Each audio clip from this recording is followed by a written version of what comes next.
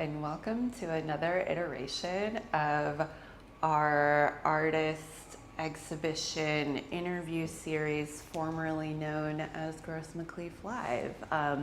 This is our second interview of this kind, not filmed live, so definitely check out the ones that we've done live, see the ones that we're now doing not live. Let us know what you think about the various ways that we present these, and we look forward to reading your feedback and knowing what ends up working best in a more permanent way. But hopefully you enjoy the online version that maintains better resolution in post-production. So today we are here in Portrait of the Artist and Other Things, curated by Maida Milone, who we're going to speak to here in just a minute.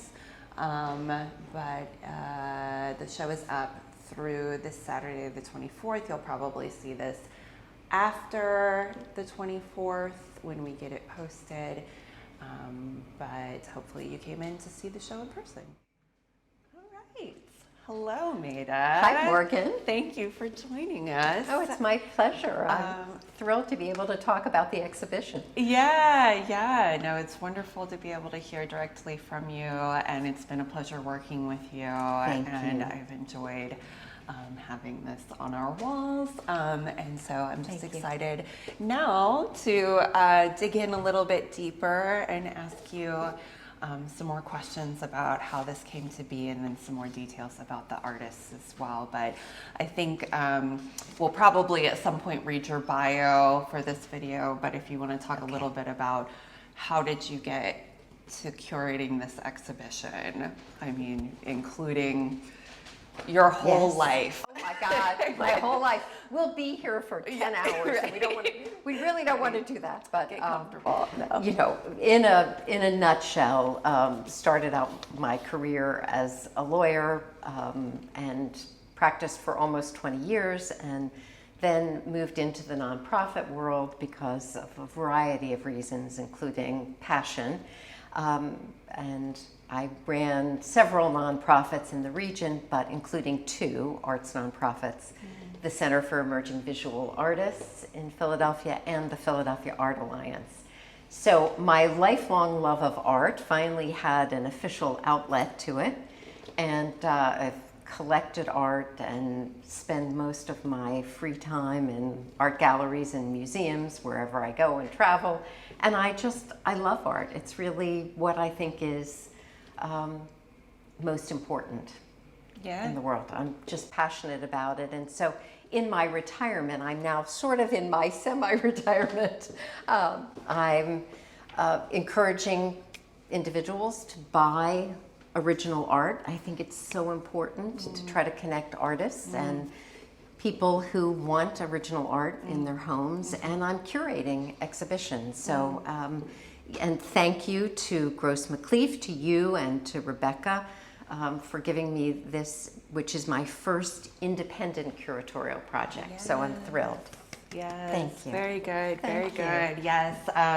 So I met you fairly early on in starting to work here because you're an appreciator and supporter and collector of a few of our Gross McCleaf artists. So, you know, obviously we shared our first connections just on our shared appreciation of someone like James Stewart, and so it's really wonderful for a project to unfold this way over, you know, someone who obviously loves the same people that we love.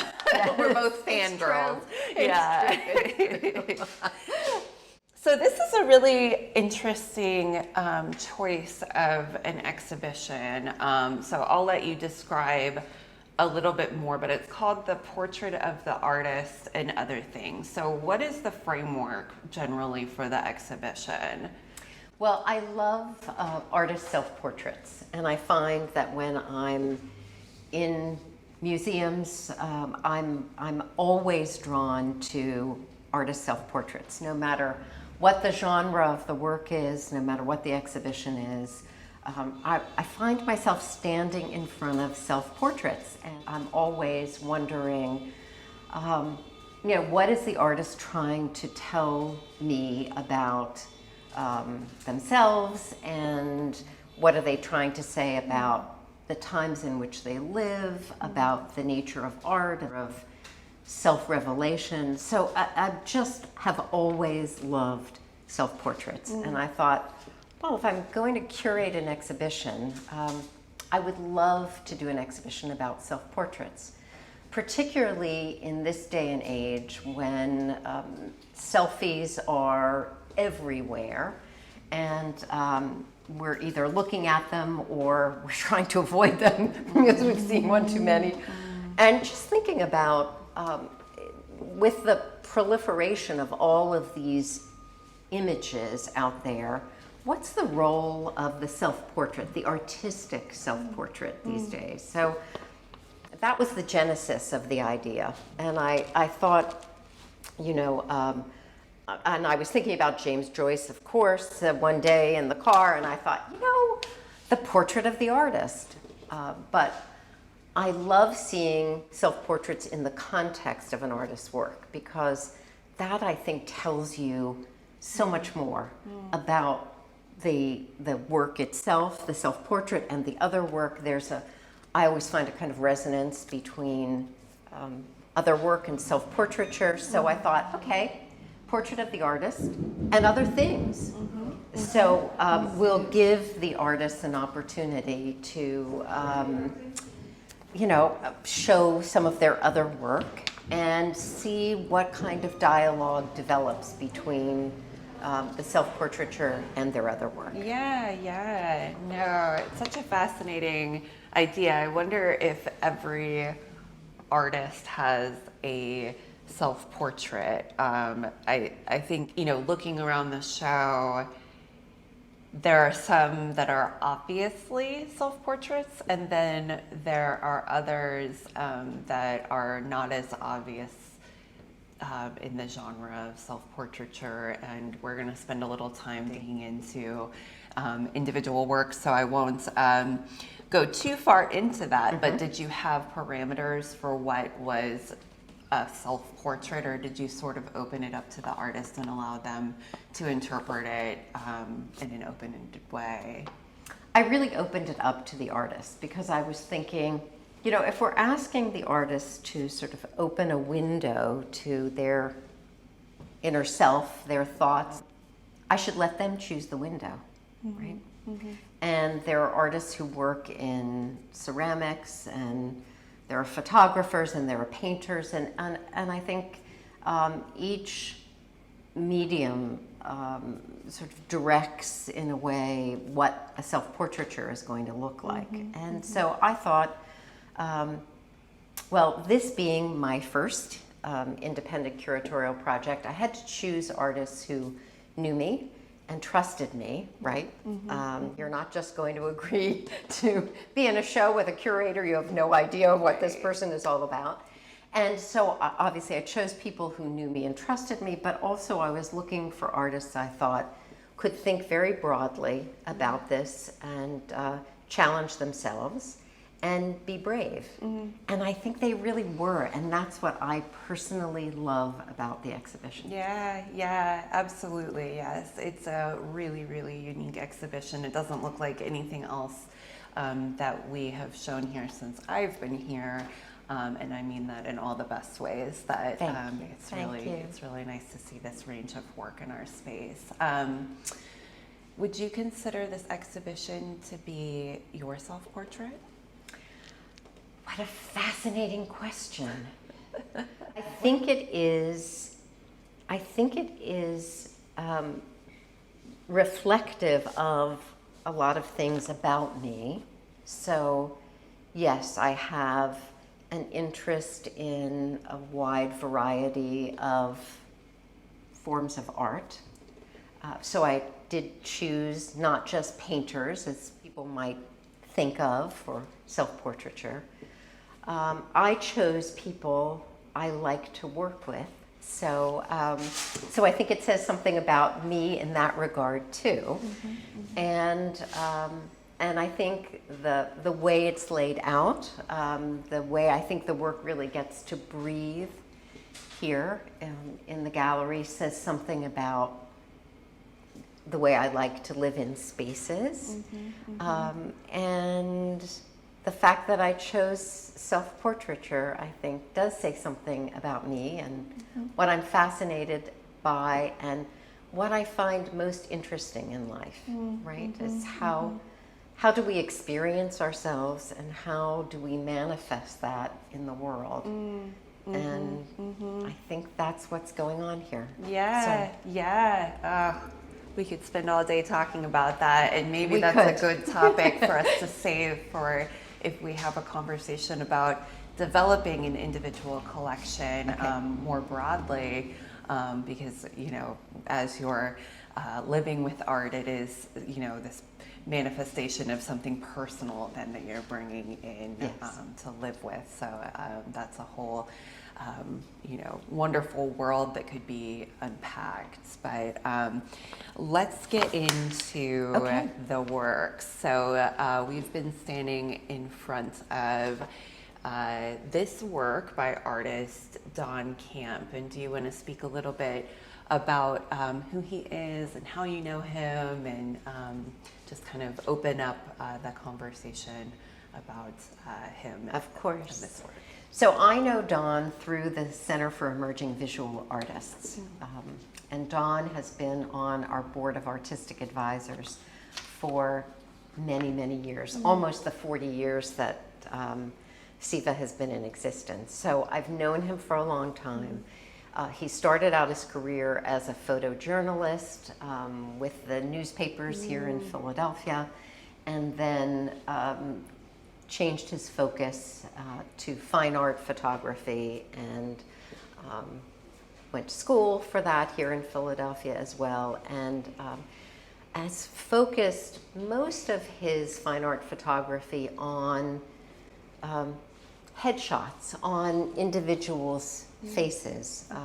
Particularly, he started out doing a series about Black men, and I think in an effort to create faces, enlarged faces that people could relate to, and to humanize these individuals, and particularly to focus on men who've really made an impact on our life and our culture. And so,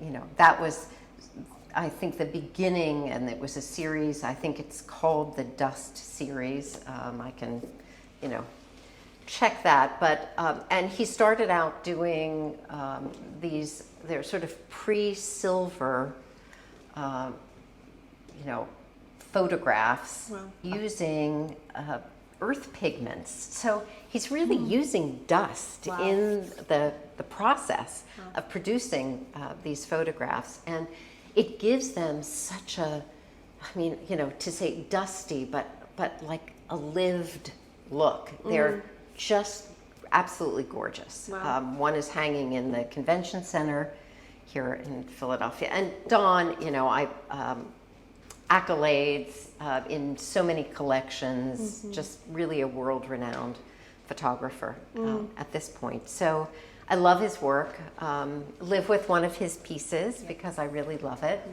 and was just thrilled when he agreed to be in this exhibition. Oh, that's great. I definitely need to look into his dust portraits because that sounds absolutely incredible, and very, like, smart and interesting. I mean, dust is like skin cells, and there's all sorts of interesting ways to interpret that.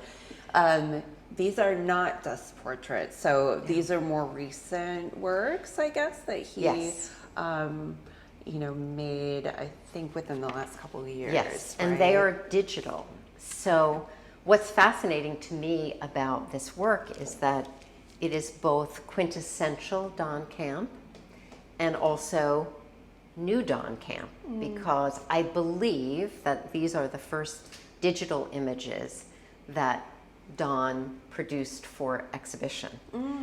So this is a first, and yet we have in terms of the content, the subject matter, what's very near and dear to Don's heart. Right, So right. he really took my prompt, my challenge seriously, and produced something extraordinary. Yeah, definitely. Yeah, and he wrote some really wonderful poetic words and built sort of a point of entry for the work that I'm sure we're going to put in this video somewhere. Yes. But so tell me, is this a self-portrait of Don? It's really interesting. I'm not certain that that is Don, but that is what Don thinks he looked like in the early 1950s. Okay. So, and he calls that his self-portrait. And, you know, I look at it and I see Don as a young boy. But Yeah. And it's interesting too. I know that he had requested that these hang close together, and so I think that this, like some works and unlike some works in this show, reads like almost a single work. Do you believe that's probably the way? I think that's the way he really wants it to be read. Yeah. And I think it's important because, you know, the work is entitled Freedom Summer, right? And I look at that picture of the young boy and I see, oh, all the things that we think about in terms of, you know, summer for kids, right? You're out of school and you're outside and you have this sense of freedom, right? And there is an innocence in it, even though he is a very serious looking child. But, you know, he's got his sneakers on and he's outside and it's summertime, and that's that joy that we all experienced when summer came. Yeah, no, absolutely. And he's got like a nice kind of attitude of like, he's like an older kid now, so he's gonna ride his scooter really fast or whatever they're doing at that age. But so someone who actually just visited the gallery with Don about an hour ago said something that really stuck with me, so I'm going to repeat it here. I should have asked him who he was so I could give him credit, but when he saw these two works together, he said, oh, that's amazing because it captures these two distinct areas of photography, which is not my specialty, so I'm not as good at speaking to photography, but what he said was, photography has a history of depicting intimacy with portraiture, and also surveillance, which I thought was really interesting.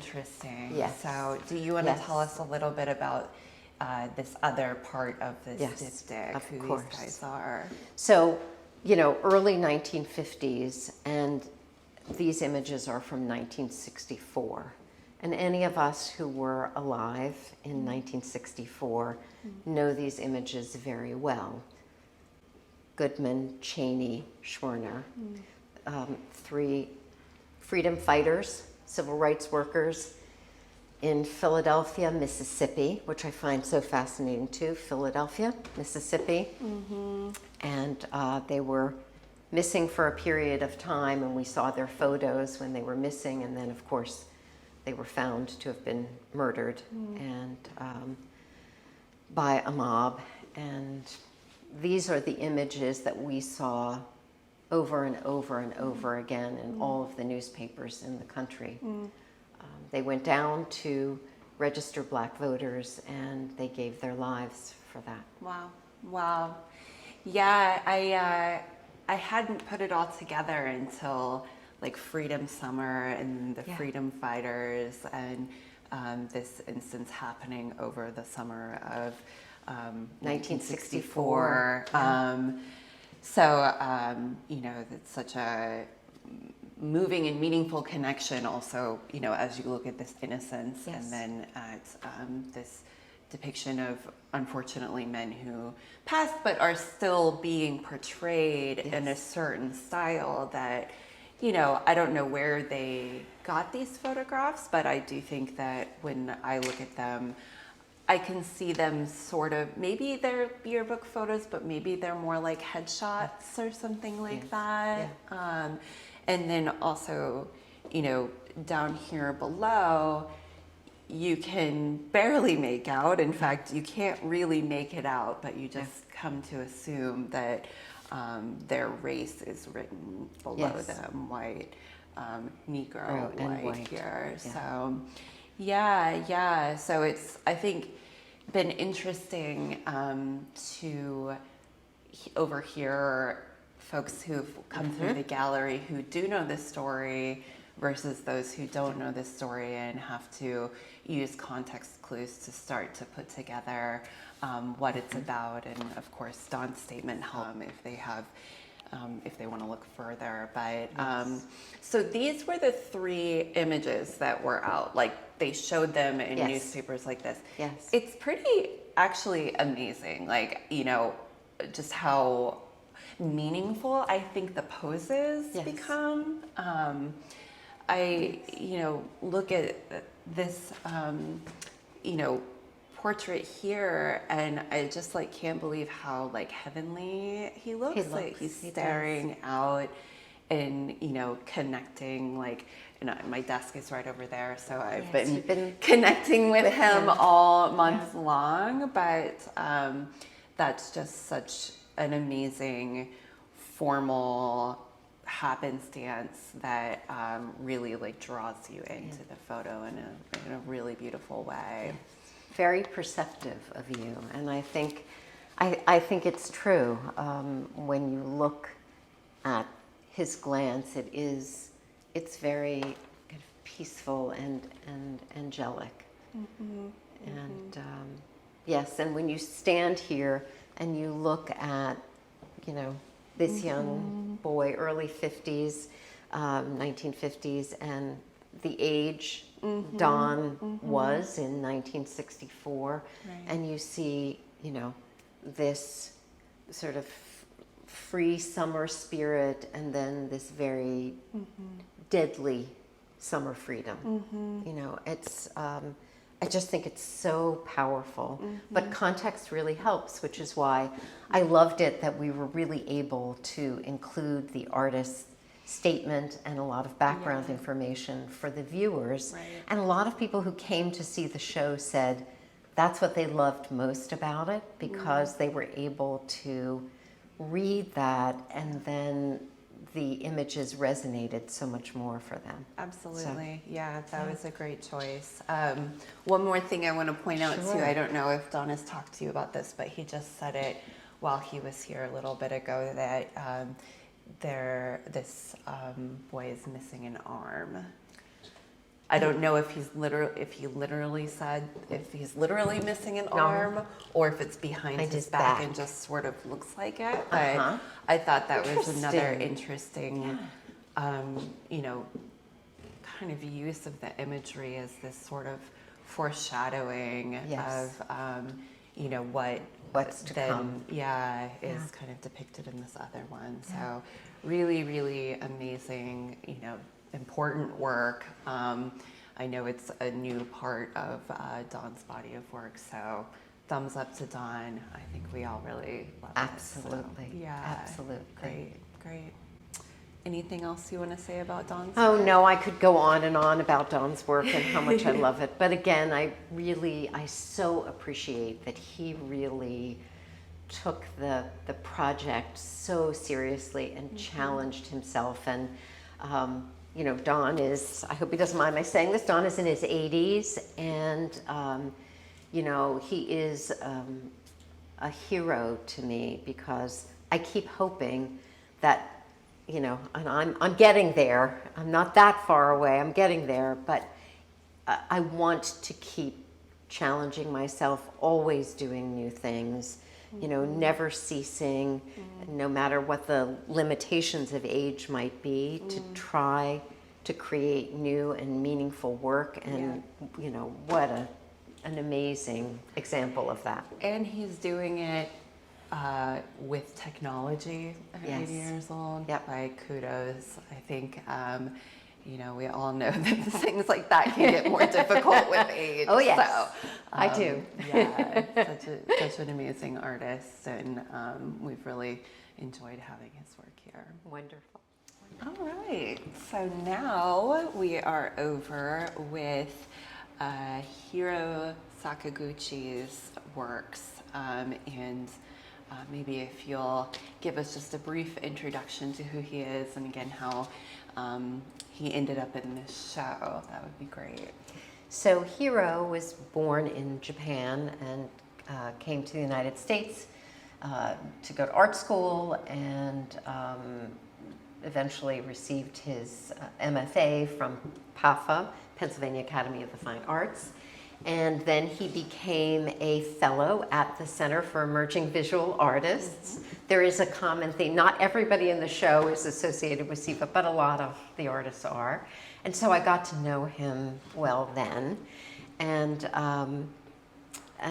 yeah, I know I've always loved his work, and I'm very happy to say that, he's been in a lot of solo shows, group shows, particularly just recently when the Philadelphia Museum of Art inaugurated its new Dietrich Gallery space. They did a fabulous exhibition, Philly Grit. Why am I'm spacing on the New Grit? New Grit. Yeah. New Grit. I was spacing Sorry, too. I'm Yeah, spacing that's on the okay. name of Yeah. it. And I was so thrilled to see that Hiro's work was in that. I mean, that was an extraordinary exhibition, unbelievably well curated. I loved that exhibition, but his work was there, and so, just thrilled for him. Yeah. No, us too. This is actually the second time that we have exhibited his work in the last couple of years. He was in another show titled Residential Tourist, or Residential Tourist, 2 years ago, and I curated by Elizabeth Johnson, wonderful other guest curator. But yeah, we've just so enjoyed looking at his work, which is so detailed, and it just, you can look at it and find more tiny bits of information. It's endlessly open to new, interesting things to see. So do you want to talk a little bit about, so there's two works here, and one of these is a self-portrait. Do you know which one he considers to be the self-portrait? Or? I think he considers both of them Okay. to be self-portraits. Yeah. This painting is his homage to Peter Bruegel the Elder. This is, Tower of Babel. And this, I believe, is Hiro holding the hand of his little daughter. He has a young daughter, and he is surveying this somewhat overwhelming scene with his daughter literally in hand. Yeah.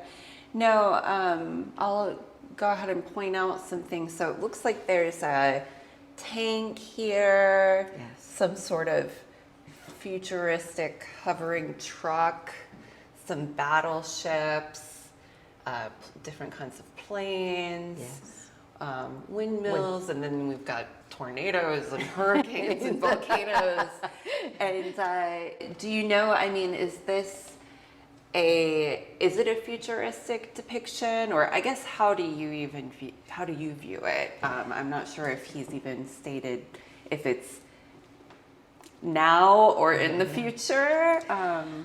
My sense of this is that Hiro speaks English as a second language, and he has often said, he's really found it challenging to find his way in this culture. So I think the idea of the Tower of Babel and multiple languages being spoken that are getting in the way of the construction of this tower to heaven is something that really resonates with him. So I think I understand this homage, why he chose this image. And I think represents all of his fears about the world and the way it is now.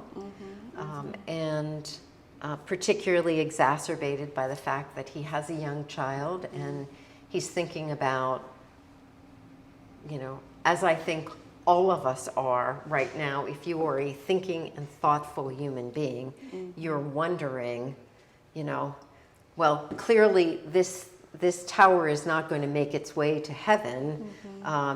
Is it going to destroy heaven in the process? And where are we all headed with all of this? You know, what does the future hold? Yeah. And I think that that's really what's on his mind. Yeah, yeah. Yeah, I love that it's depicted in, you know, a sort of illustration style hand and almost like, you know, a cartoon or like a sort of Where's Waldo or something like that. It kind of makes me think that, you know, this is literally how he describes certain things to his daughter, you know, and like thinking of what an adult might do or say to help, you know, a child understand something and the importance of it, and maybe even aspects that are scary without having to, you know, actually take them into the potential trauma or the real scary thing. It's sort of illustrating the point so that they can, with their child's like brain and understanding of things, you know, see and get a picture of what is being told to them without it scaring them. Do you think that that's kind of like where the style of his work comes from? I do. I mean, what I love about his work is you have these very pleasing pastel colors and these sort of lyrical kind of details, and yet at the end of the day, you're getting a gut punch, right? Because it draws you in, it makes it safe enough to look at it and think about it, and then at the end of the day, you realize how scary the world really is. And I think that that's, I always say, I think that that's, you know, his superpower as an artist. I think that's what he really gets so perfectly. Yeah, yeah. No, definitely. I think that like there's definitely like a balance of sort of a sense of like wonder and excitement and interest with this sort of like, oh, but maybe we don't want to go over there, and maybe that's not a safe space to be at right now. This is a drawing, both, I mean, to me are drawn in ways, but the one we were just looking at is, I think, based in acrylic, and then this one here, I believe is graphite and watercolor. So, and this one here actually has quite a few similarities and some differences. Do you want to speak a little bit to what we're seeing here, especially just describing it briefly for our viewers, since it's so detailed, it's probably difficult to take in quickly. I mean, again, I think you're seeing a lot of the same kinds of imagery. What's fascinating about this one is that no matter which route you take, if you're on the train heading over a bridge, if you're in a boat trying to make your way somewhere, there's no place to go. There's no safe place to go because everything leads to disaster. And here we have this lone figure with his walking stick trying to figure out how does a human being traverse this kind of terrain. And again, I think in a way this is a self-portrait of heroes because this is, you know, his internal state as landscape, right? Like, where is it safe to go anymore?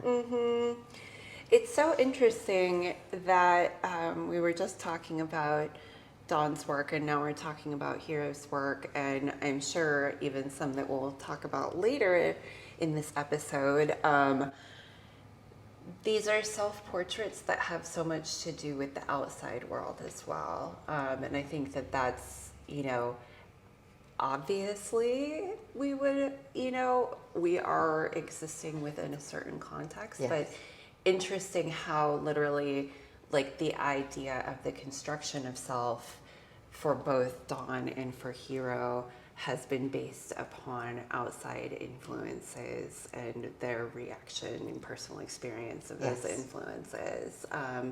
Because I think, we all can sort of relate to, fears of climate disaster or, war, but particularly for Hero as well, speaking English as Yes. not his primary language, has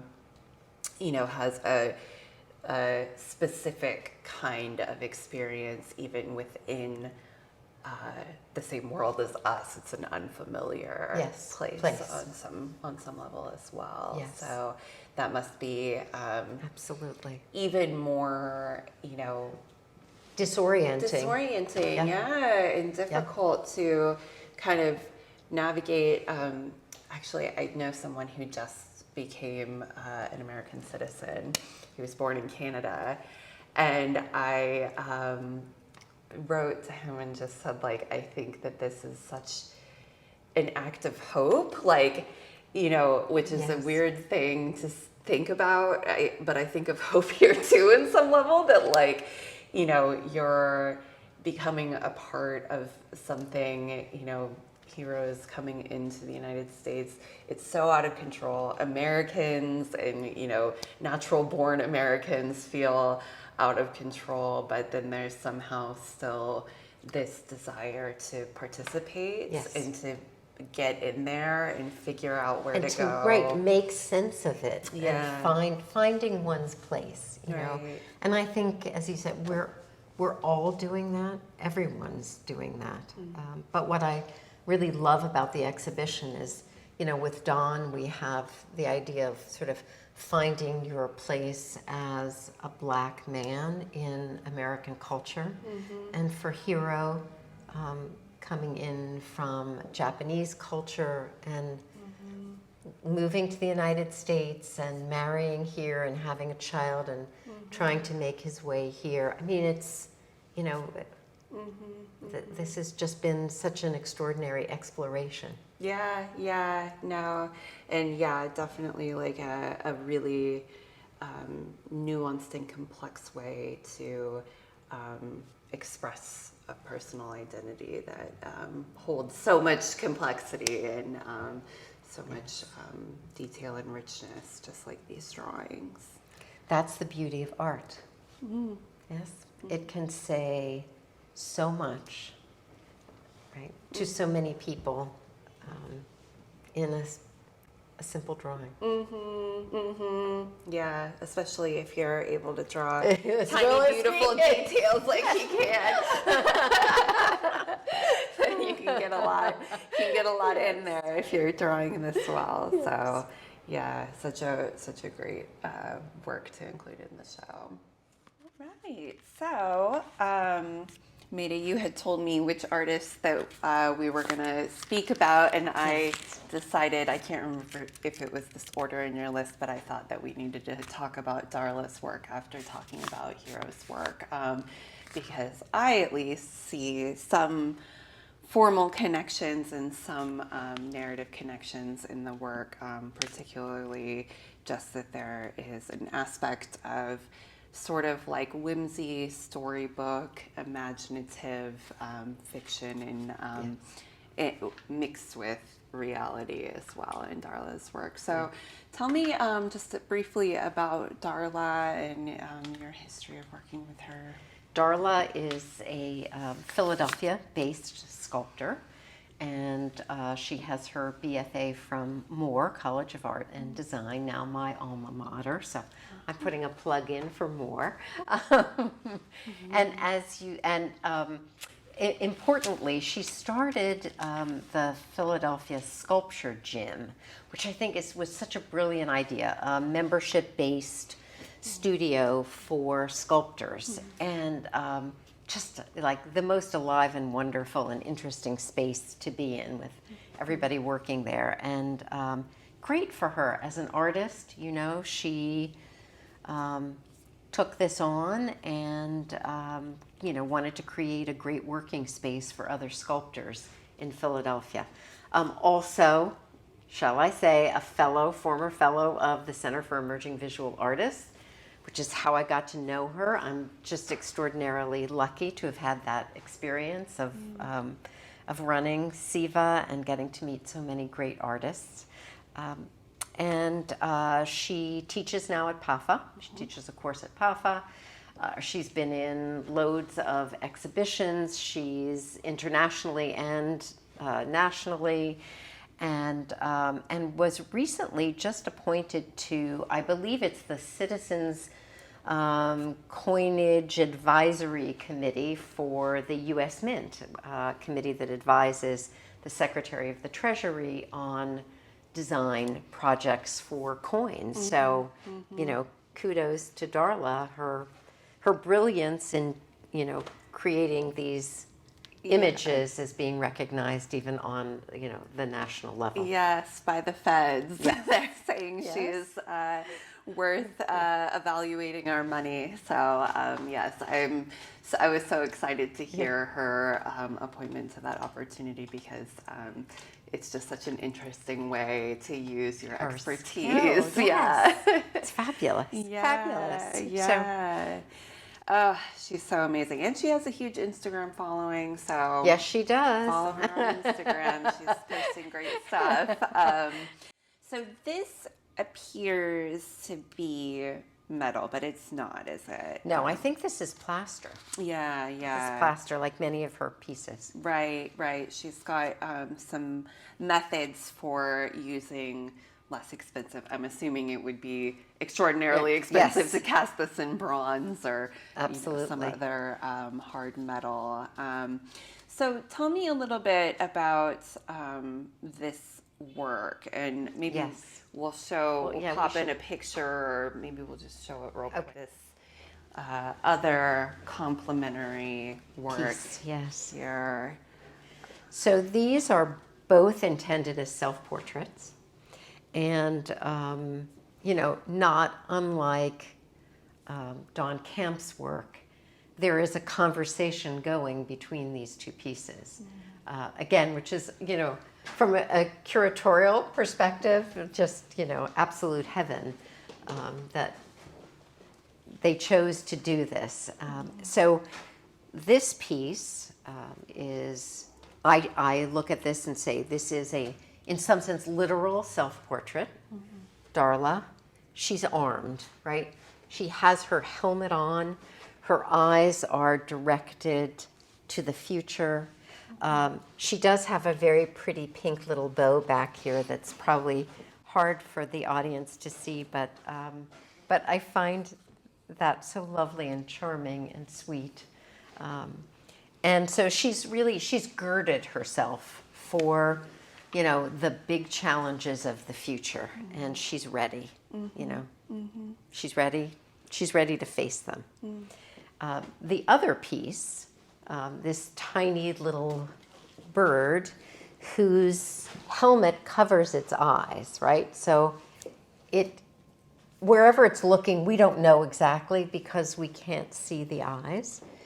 And again, I think this is another aspect of Darla, and in a sense, all of us, right? This is the day-to-day, all of the things that buffet us on a day-to-day basis that we can't prepare ourselves for, right? We can't do our 5-year plan about what's going to happen each day. There are just all of those little occurrences, those monotonous, repetitive, day-to-day occurrences that wear us down and beat us down, and that we can't prepare for in the way that we tell ourselves we can prepare for the future.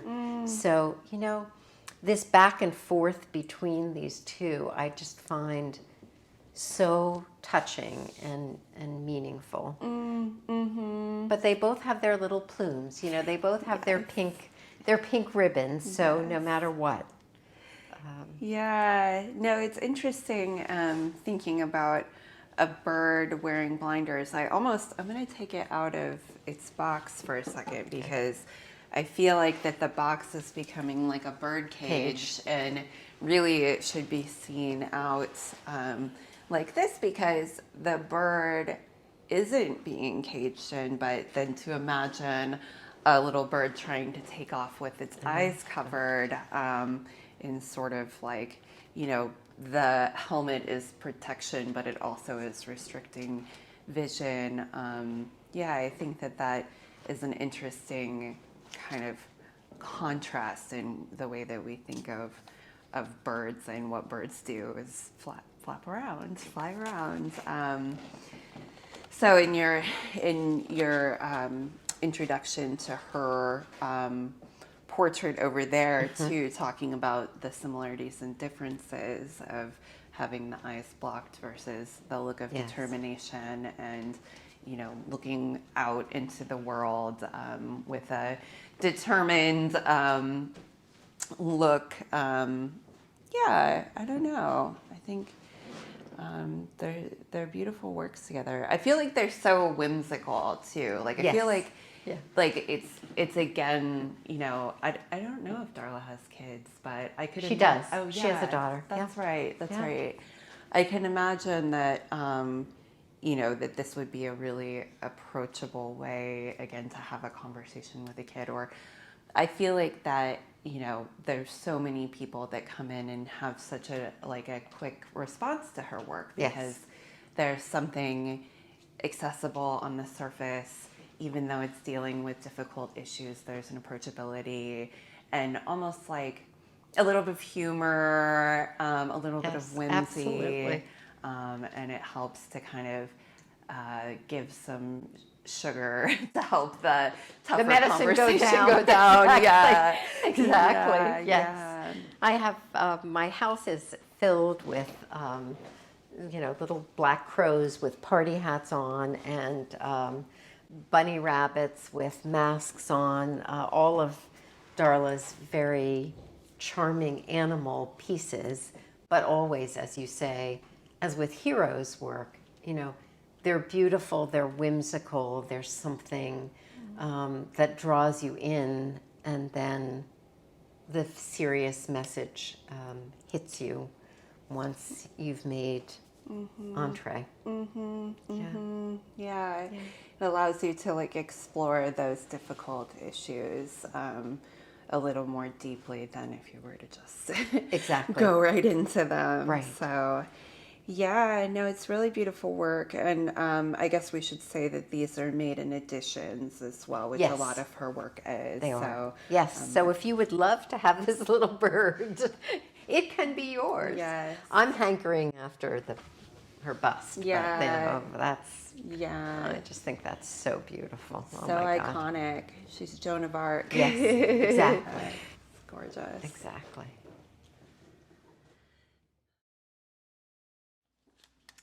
Right, so here we are in front of two works by Vincent Desiderio, who I should add was one of the artists that made me discover PAFA, which brought me to Philadelphia.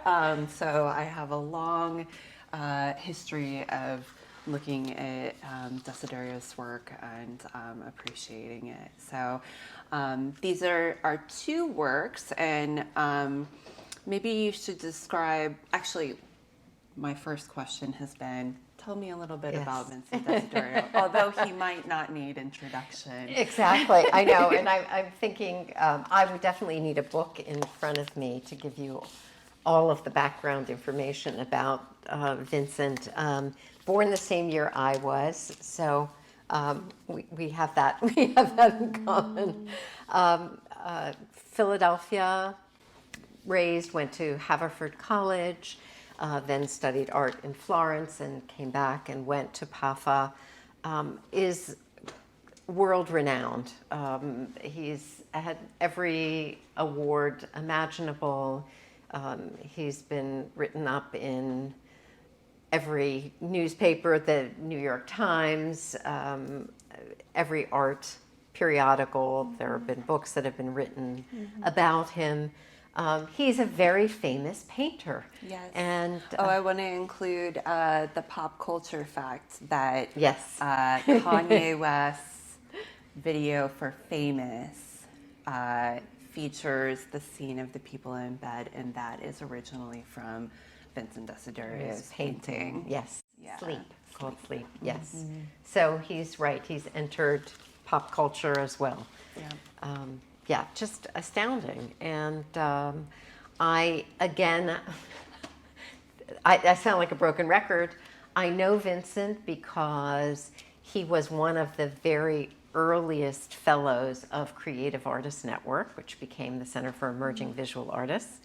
And while not a standing member of the Board of Artistic Advisors, has done portfolio reviews for fellows who are part of SIVA's work, and and I have just remained in touch with him over the years. So when I was thinking about artists who do extraordinary work and might have a self-portrait, I immediately thought of Vincent. Yeah. Oh, that's wonderful. It's so great to have some of his works here in this space. And so I'll get to my question that I almost got too excited to ask in the beginning. But so different than some of the other works in the show, this one is not for sale because it's a part of your personal collection, correct? That's true. And yes, and I am consider myself extraordinarily lucky to have one of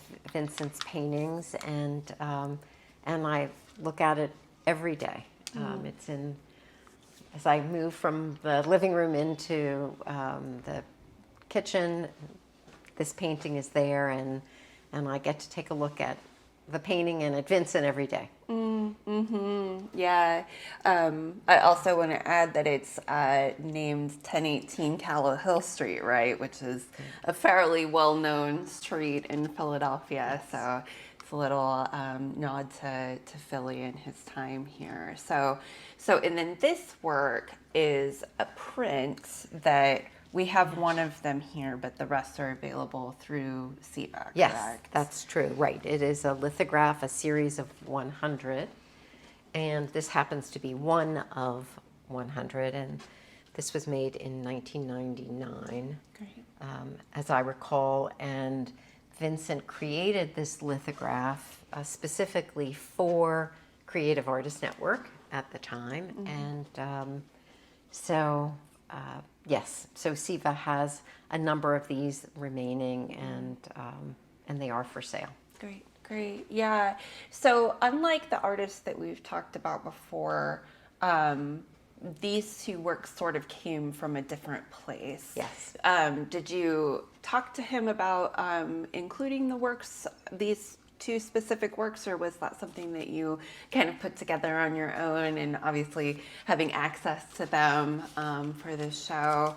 I'm just curious if he directed the connection between the two works, or if you did, because even though they're from different times, there's a conversation between them in a very interesting way that I want to get into. Okay. So I feel like we have to set it up.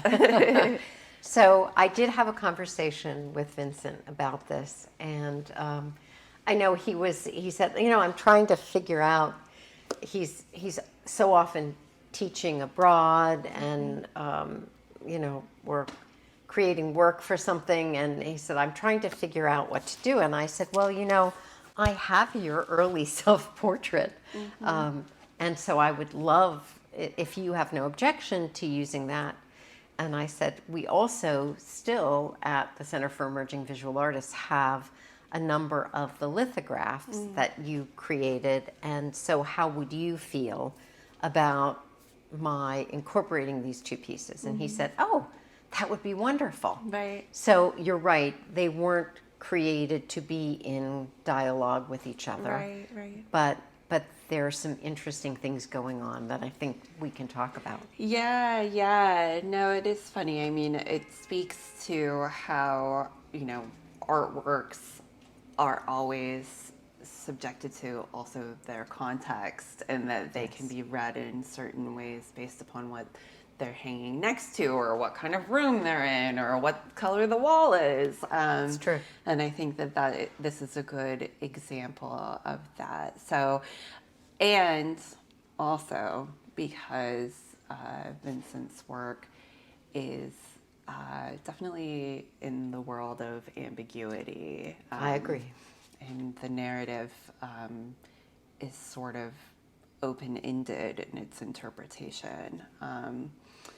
So I know what I think about these two works together. Should I let you tell your narrative first? Honestly, I'm fascinated by your thoughts. I thought really interesting perspectives on them. Yes, I agree. His works are often involve, from my perspective, communion in some kind of ambiguous context. So, but you have some really interesting ideas. So and share it them. has nothing to do with, I think, his intention of the work at all. So I often, as I walk around our gallery, start to make stories of my own, which is, what is so great about viewing art and having a personal connection to it that rises above and stands apart from its original intent.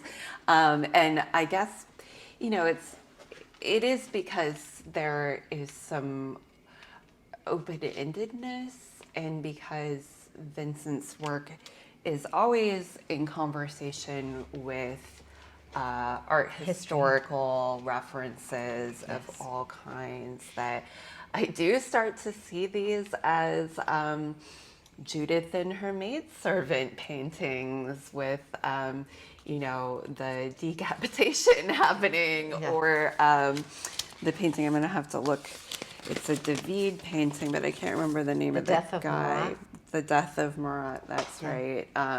When he's dead in the bathtub and was actually killed. I didn't know any of this, so I'm glad that I brought this up in our emails. But I guess he was, a political revolutionary guy, and a person from his same party in France, or the same side of the political spectrum, murdered him for being too extreme.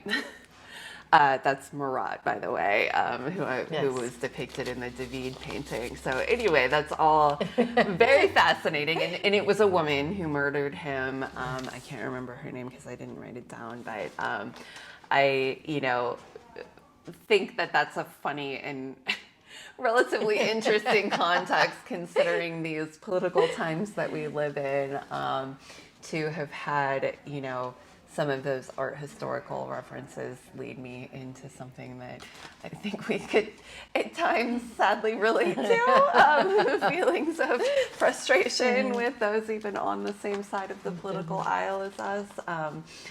But I love sort of where your mind went with this, and I can see that, the sort of red curtain here is a little reminiscent of the deep crimson curtain in the Gentileschi painting. And, so perhaps there are these references.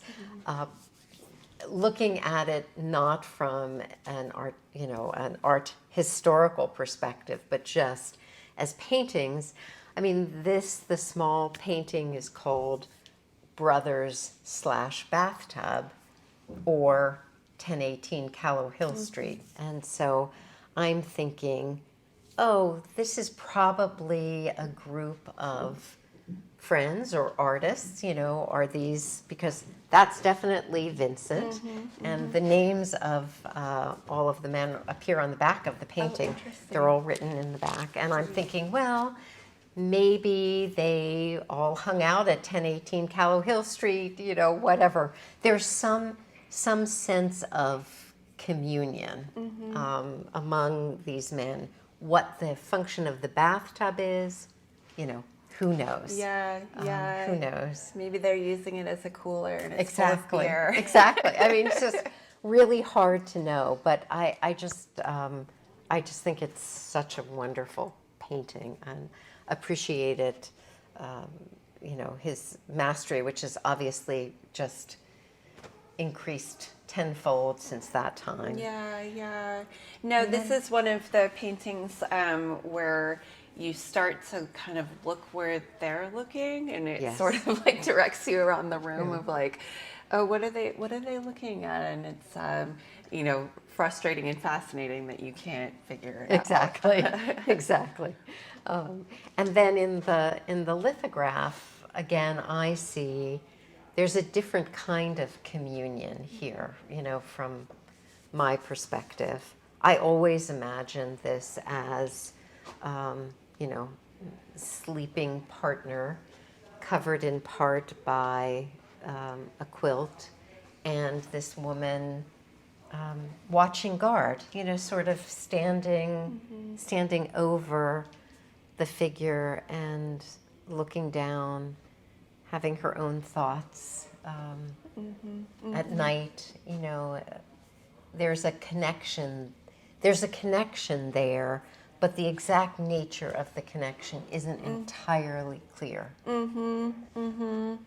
Yeah, no, I think honestly this one has grown on me so much since the beginning of the show, just because this is a leg, but it's Yes. almost undefined enough that you can't quite be sure that it's a leg. And then, yeah, just sort of, is she laying down or is she getting up?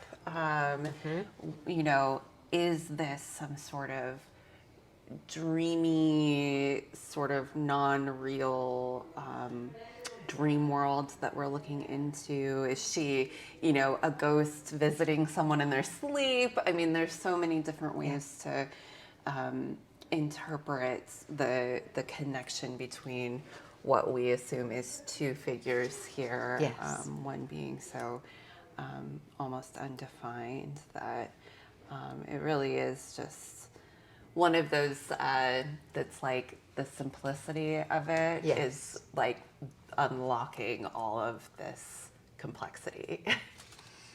I agree. They're mysterious, and I love the mystery. Definitely.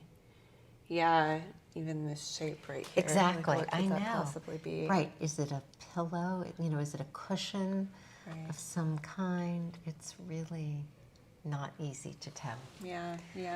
But it's funny, there is a much later painting of Vincent's, and I believe it's called The Bed, but I'm not entirely sure. And there's a sort of a similar positioning of two bodies, sort of clearer than this, and yet, again, kind of raises that, what is the sort of the connection, the bond between these two figures. Yeah. I feel like that has become part of his works, at least the aspects of them that I'm familiar with, is kind of like familial connections and man and woman, and some of that has been part of his exploration. So interesting that this one's from '99. Yeah. He's been But it was exactly. There from the beginning, Right. and has continued to mine that and explore that. Yeah. He's a modern master. Yes, he is a modern master. All right, so here we are in front of this wonderful large-scale painting by Chelsea Luster, which I have to say is the best last name for a painting. It's like, how do you get so lucky? And this does have a luster and a glow in it. Yes. So as I've been beginning each of these conversations, will you describe a little bit about who Chelsea is and how you know her? Chelsea is from Baltimore originally, but now she's Philadelphia based, and she is obviously an artist and a curator as well, and an educator. She's, I think, very interested in exploring safe spaces for individuals in queer and Black culture. And she's just so prolific, relatively new to the Philadelphia art scene, but included in numbers of group exhibitions. Yes, she is a fellow of the Center for Emerging Visual Artists. Yes, over and over and over again. And not everyone in this, not everyone, I swear, not everyone. And she's now the exhibitions manager, I believe, at Philadelphia's Magic Garden. Right. So- Yes, she told me that. That's really fun. Yes. What a cool opportunity. Yeah, great. So this one is it's in her mom's Bathroom, right. Correct. Exactly. So, and then maybe we should introduce the other self-portrait. I'm assuming, are Yes, they both they're both self-portraits? self-portraits. Yeah, so then this is the other self-portrait that she included in this show. And they're really, they have an interesting contrast. Some of the works have seemed to be more connected through their similarity, whereas these two are contrasting, really, but obviously made by the same wonderful artist. But this one to me almost feels like a glamour shot, or like sort of how you would present yourself to the world. And while the other bathroom painting is definitely more domestic and private, and as you were saying, a sort of safe space. So do you know a little bit about like the kind of story behind these two works? Chelsea says they were influenced by a subcategory of selfies where people show themselves crying and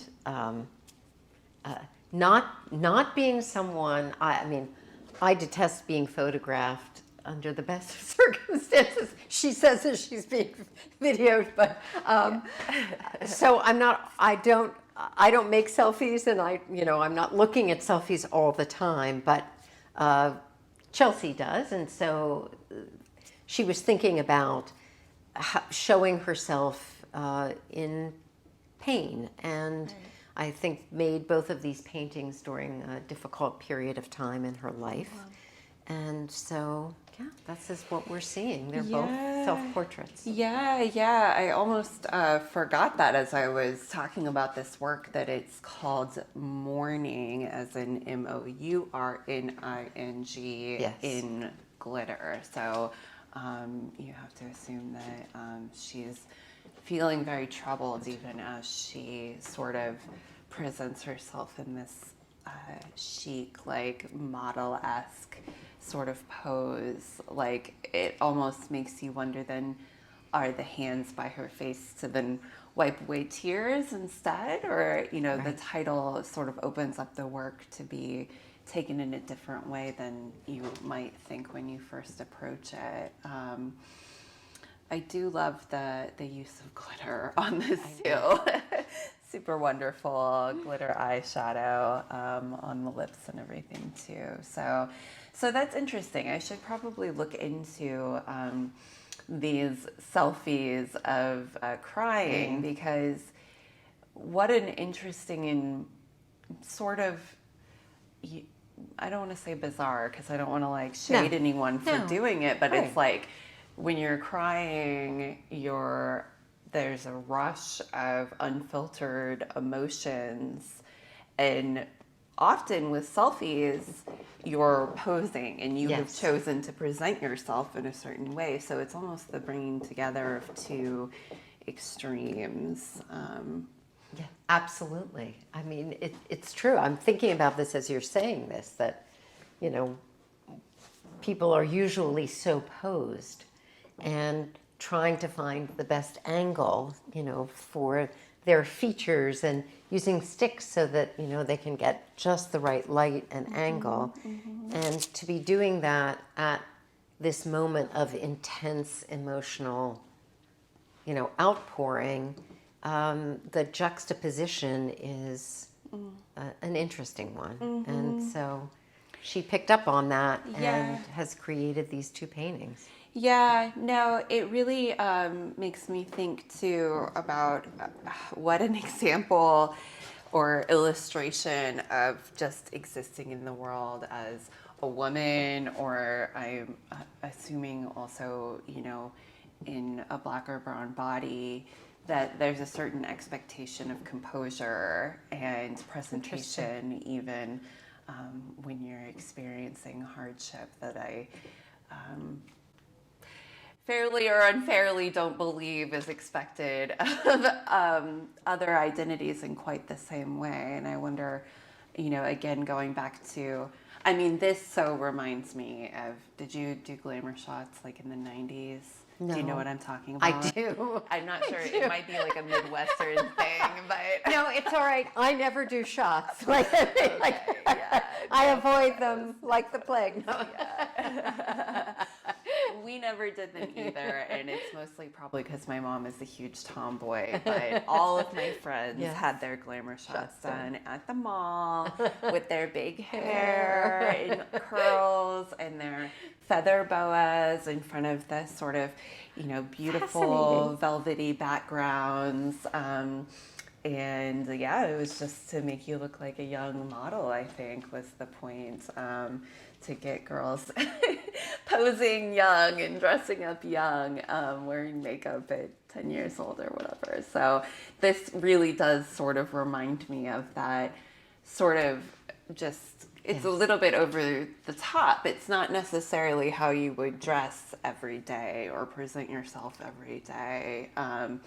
But it seems to be sort of this like posed, elegant presentation of herself. And then what I find interesting, and I haven't quite been able to unpack fully, but the red hands, which actually show up in the other ones. Exactly. Well. I was going to say the red fingers there and the red hands. And my take on this, and of course, is that really no matter where you are, whether you are glamorously attired or hiding in the bathtub in your mama's bathroom, whatever haunts you, whatever your fear is, it's lurking. It's there, and it's either right out there for you, whatever it was that precipitated